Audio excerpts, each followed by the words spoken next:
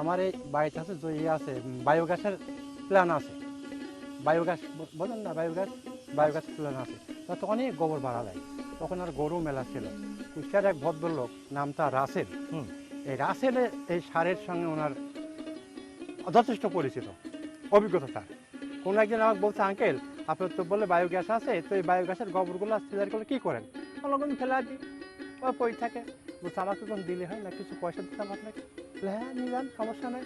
ওই টলে নিয়ে আসি, ভদ্রলোক মানুষ, 4 তলা বাড়ি, আসি নিজে হাতে গুছানি শুরু করল।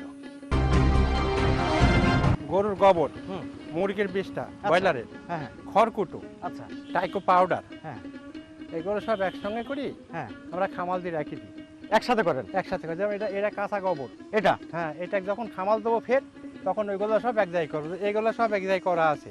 এটা শুধু গোবর, এটা শুধু গোবর? শুধু গোবর। ওই পাশে একটা মুরগির বিষটা, ওই পাশেরটা? ওই পাশে একটা আছে। আচ্ছা, এইগুলো সব একসঙ্গে করে খামাল দিয়ে ফেলে দেবো, কমপক্ষে 6 মাস। কমপক্ষে 6 মাস, 6 মাস? 6 মাস ধরে পয়সি একেবারে হয়ে যাবে। তারপরও কোবান গড় করি। যেমন এটা কমপ্লিট হয়ে গেছে, এটা? হ্যাঁ, এটা কমপ্লিট হয়ে গেছে। এটাকে আমরা বাসায় নিয়ে চলে যাবো। এটা বাসায় নিয়ে যাবেন? বাইরে নিয়ে যাবো। বাসায় নিয়ে বর্ষার সময় বাসায় নিয়ে কি করবেন? বাসায় নিয়ে চাইবো। এখন এখানে চালা সই হয়। আচ্ছা, বর্ষার সময় চালা যায় না, হয়তো এখন চালতে বৃষ্টি শুরু হয়ে গেল, বৃষ্টি শুরু হয়ে গেল, তখন আমার কাজ বন্ধ হয়ে গেল। আচ্ছা, ওই জন্য তুলে নিয়ে চলে যাবো বাড়ি। আচ্ছা, নিয়ে ওখান থেকে চাইলেও রেডি করবো। তাহলে এটা মুরগির বিষটা। এটা? জি, এটা মুরগির বিষটা? জি, ব্রয়লারের। এই যে আপনি তার মানে গোবর, হ্যাঁ, মুরগি, জি, ছাগলের ই আছে নাকি? ওটাও আমার বাড়ির ছাগল আছে, ওটাও আছে অল্প বিস্তারে। আচ্ছা, ওটাও থাকে। হ্যাঁ, ওটাও থাকে, ওটাও থাকে ছাগল আছে। আচ্ছা, তো এই যে আপনি এটা কিভাবে মাথায় আপনার আইডিয়া আসলো যে আপনার এই এটা আপনার তৈরি করতে হবে?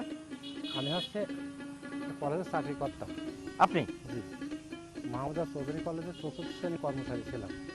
আমার 23 সালের জানুয়ারি চাকরি শেষ হয়ে যায়। আমার এই বাড়িতে আছে যে আছে বায়োগ্যাসের প্ল্যান আছে। বায়োগ্যাস বোঝেন না, বায়োগ্যাস প্ল্যান আছে। তাতে অনেক গোবর বাড়া যায়। তখন আর গরু মেলা ছিল। কুষ্টিয়ার এক ভদ্রলোক, নাম তার রাসেল। এই রাসেলের এই সারের সঙ্গে ওনার যথেষ্ট পরিচিত, অভিজ্ঞতা তার। কোনো একদিন আমাকে বলছে, আঙ্কেল আপনার তো বলে বায়োগ্যাস আছে, তো এই বায়োগ্যাসের গোবরগুলো তৈরি করলে কী করেন? কোনো ফেলা দিই, ও পড়ে থাকে। বলছে আমাকে কোনো দিলে হয় না, কিছু পয়সা দিতাম আপনাকে। হ্যাঁ নিলাম, সমস্যা নেই। ওই টলে নিয়ে আসি, ভদ্রলোক মানুষ, 4 তলা বাড়ি, আসি নিজে হাতে গুছানি শুরু করল।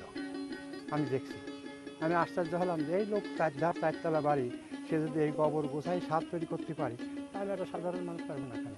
আচ্ছা, আমার মনে একটা হলো, মানে ওই জায়গাতে আপনার তৈরি? আমার মনে মধ্যে একটা কত হলো যে আমি এটা করবো। আচ্ছা, আমি কৃষি অফিসের সঙ্গে যোগাযোগ করলাম। তার নাম হচ্ছে মাসুদ পারভেজ।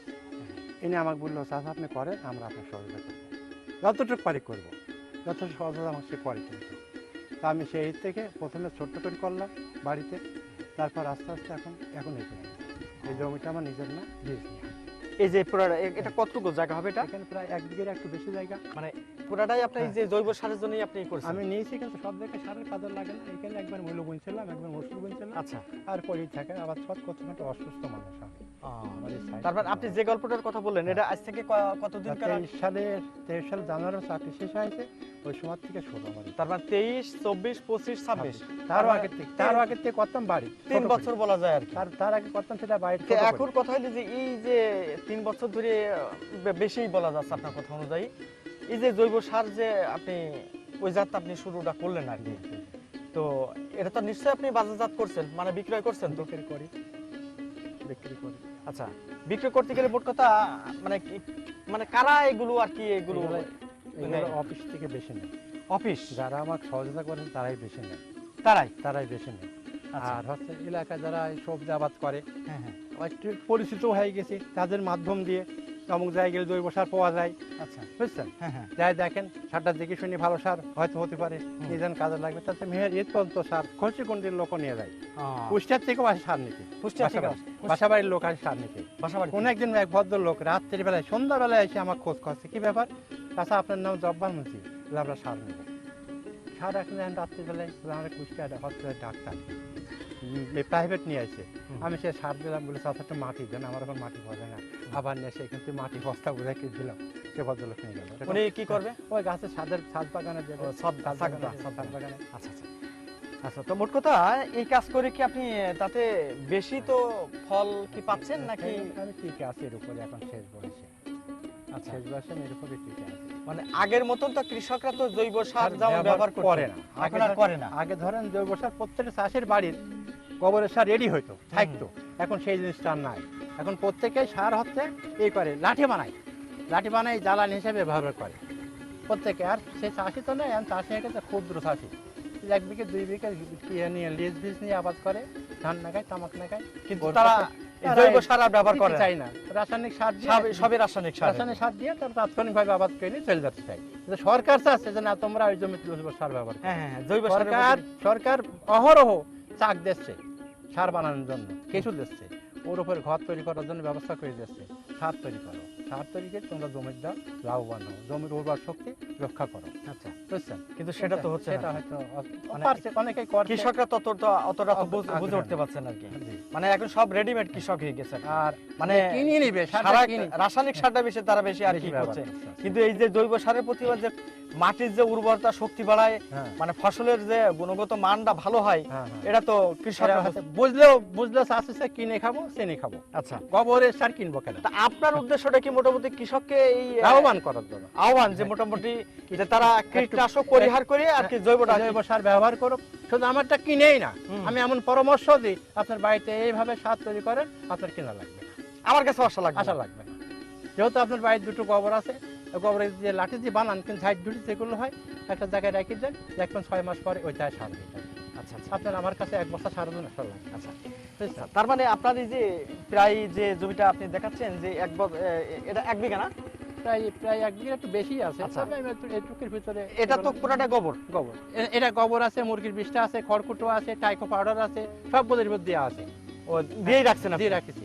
যেমন ওইটা খালি গোবর, আচ্ছা। ওর ভিতরে কিচ্ছু নাই, এটা খালি মুরগির বিষটা, ওটা দুটো কিন্তু এটা এই যে সারটা আপনি দেখাচ্ছেন, এই যে মানে এই যে আপনার এই যে ডান পাশে যেটা মুরগির বিষটা, হ্যাঁ। এটা কি সার মানে এখন কি জমিতে কি বোনার মতন বা এটা দেওয়া যায়, দেওয়ার মতন উপযুক্ত হয়েছে? দেওয়া যায়, কিন্তু এটা আমরা দেবো না এভাবে শুধু শুধু, এর সাথে গোবর মিক্সার করবো। আচ্ছা, এটা মিক্সার করবেন। হুম। এটা গোবর মিক্সার করলে কি হবে? আরো ভালো হবে। এটা হ্যাঁ, এর সাথে গোবর মিক্সার করলে আরো ভালো হবে। এটা পুরাটা মুরগির বিষটা? মুরগির বিষটা এটা। আচ্ছা, তো মোটামুটি আপনার এখান থেকে যেহেতু কত দূর থেকে মানুষ আপনার আসে, যেহেতু কুষ্টিয়ার কথা বলেন, কুষ্টিয়ার থেকে আসে? কুষ্টিয়ার থেকে আসে, খসিগুন্ড থেকে আসে, আচ্ছা, এদিকে রায়টা বাহাদুরপুর থেকে আসে, বাহাদুরপুরে ধরে আমি সার পাঠাই। আপনি কিভাবে পাঠান এগুলো? ওরা কিভাবে আল্লাহ জানে, ঠিক পাই, সাইনবোর্ড আছে ঠিক পাই, ওই কৃষি অফিসের মাধ্যমে জানতে পারে চলে আসে, চাষা আমার 2 বছর সার পাঠাই দেয়, স্লিপ দিয়ে দেয়, ওর মোবাইল নাম্বার লিখে দেয়, আমি ভ্যানে পাঠা দিই, টাকা টুকি দিয়ে দেয়, পাঠা দিই, আচ্ছা, আর নিয়ে চলে যায়। বুঝতে পারছি। প্রিয় দর্শক, আমরা একজন উদ্যোক্তার সাথে কথা বলছিলাম, যিনি কৃত্রিমকে পরিহার করে, অর্থাৎ মাটির গুণগত মান বৃদ্ধির জন্য কৃষকদেরকে তিনি উদ্বুদ্ধ করছেন। সেই জায়গা থেকে তিনি চিন্তা করে আজ থেকে প্রায় 3 থেকে 3.5 বছর কি 3 বছর পূর্বে তিনি নিজের জায়গা থেকেই, তিনি যেহেতু কৃষক মানুষ এবং তার জায়গা থেকে তিনি সার উৎপাদন করছে, এবং আমরা যেটা এই যে এখন যেটা দেখতে পাচ্ছি, এই সার তিনি এখন পুরোপুরি বলা যায় যে বাজারজাত করছে, এবং এখান থেকে তিনি মোটামুটি চেষ্টা করছেন যে আশেপাশে যে সমস্ত কৃষক যারা আছে তাদেরকে তিনি উদ্বুদ্ধ করছেন। পাশাপাশি তিনি বলছেন যে জমির উর্বরতা যদি মান সঠিকভাবে বজায় রাখা যদি যায়, তাহলে কিন্তু এই জৈব সারের কিন্তু কোনো বিকল্প নাই। এবং আমরা যেটা যে স্তূপগুলো আমরা দেখতে পাচ্ছি, ইনি কিন্তু প্রকৃতির নিয়ম অনুযায়ী, অর্থাৎ যেটা জৈব সার যেটা হওয়ার দরকার, যেভাবে হওয়ার দরকার, তিনি এখানে গোবর সার আছে, মুরগির বিষটা আছে, মোট কথা আরও অন্যান্য যে সমস্ত খড়খোটা যেগুলো মিশ্রণ করে তিনি এই যে সারগুলো উৎপাদন করছে, যেটা আসলে আমাদের জন্য বিশেষ করে এখন এই মুহূর্তে যারা কৃষকরা যারা অতিরঞ্জিতভাবে মাটিতে যারা কৃত্রিম সার ব্যবহার করছে, এবং সেই জায়গা থেকে তিনি বলছেন যে যাতে এই কাজটা পরিহার করে কৃষকরা যাতে বেশি বেশি উদ্বুদ্ধ করে এবং নিজেরাই যাতে এই জৈব সারের প্রতি বেশি ঝোঁকে, তিনি কিন্তু মূলত সেটাই আমাদের সামনে বলছেন। তো এই ছিল এই যে একজন উদ্যোক্তার কথা, যিনি কুষ্টিয়া মিরপুর উপজেলা থেকে, অর্থাৎ এই যে ফায়ার সার্ভিসের ঠিক সামনেই কিন্তু তার এই যে এখানকার কারখানা, তিনি এই যে স্তূপ করে রেখেছেন, এবং এখান থেকে তিনি মূলত এই জৈব সারগুলো বিভিন্ন স্থানে কিন্তু, অর্থাৎ চাহিদা অনুযায়ী কিন্তু মানুষকে অর্থাৎ কৃষককে তিনি দিচ্ছেন। তা আমরাও চেষ্টা করব, বিশেষ করে আজকে আমার এই ভিডিওর মাধ্যমে যারা কথাগুলো শুনছেন এবং বিষয়টাকে দেখছেন, তারাও যদি মনে করেন যে আমরা কৃত্রিম সারকে পরিহার করে এই জৈব সারটা যদি বেশি ব্যবহার করেন, তাহলে এই তার সাথে আপনারা যোগাযোগ করতে পারেন। আমি যদি স্ক্রিনে তার নাম্বারটা দিয়ে রাখবো, এবং সে অনুযায়ী আপনারা যোগাযোগ করলেই তাহলে কিন্তু তার সাথে এই উদ্যোক্তার সাথে আপনারা যোগাযোগ করতে পারবেন আর কি।